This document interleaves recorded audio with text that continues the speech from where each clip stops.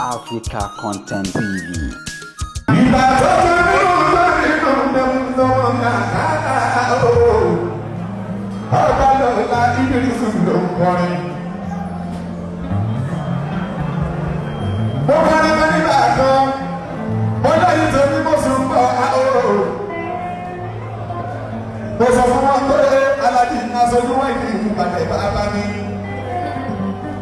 Àwọn eléyìí ó ṣe gbùdùgbùdù méje yàyà tó pọ̀ nǹkan nítorí kí àlọ́mà tó lè mú bẹ́ẹ̀ níbi sẹ́yìn fún yìí.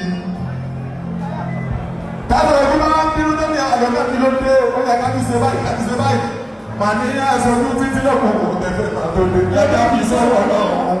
Kábàdúrà àti ìkọlẹ̀ máa ro gbogbo bàjẹ́ gbogbo tí wọ́n ń sọ tẹ̀lé gbà. Ẹ̀yin tí ẹ dáfẹ́ máa fi ṣe nínú. Ṣé báwọn ló sọ̀rọ̀ pẹ̀lú náà tí wọ́n wá láyé? Wọ́n ní kìlà ẹ̀ka sì tó kéré. Ọlọ́run mi yóò gbogbo sọ́tẹ́ ẹ̀rọ tọ́pẹ́. Yẹ̀yẹ́ kí yẹ̀yẹ́ ká aláàrọ̀ mi sẹ́rí. Ìgbà ní ẹ̀fọ́ máa lò máa gbà ní ìsíwájú. Àsìkò ọgbọ̀n tó ní sàdáyé ìlera.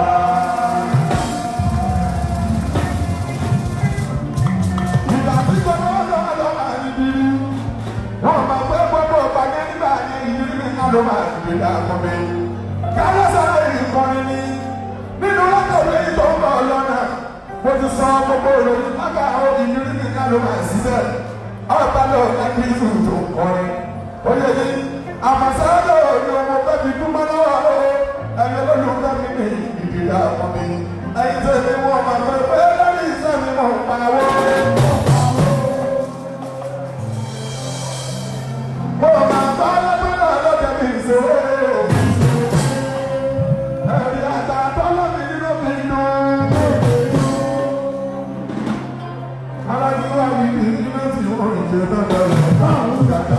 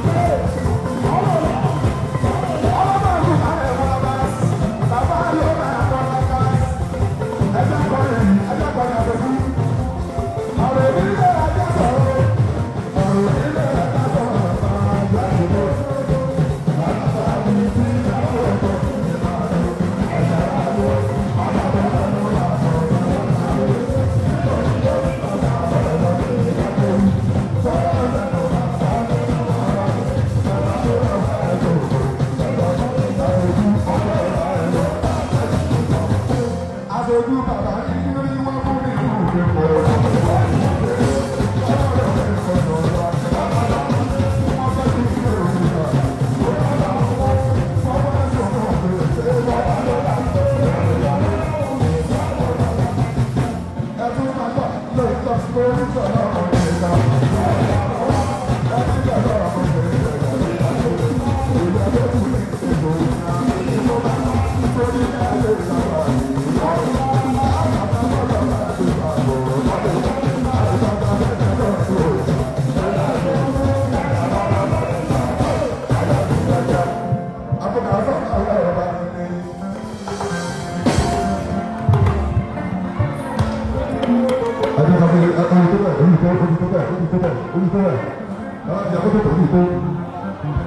Ọ̀rẹ́ ẹ̀jẹ̀ sọ̀kalẹ̀ lórí sẹ́ẹ̀tì. Àfojú ìnáwó rẹ̀.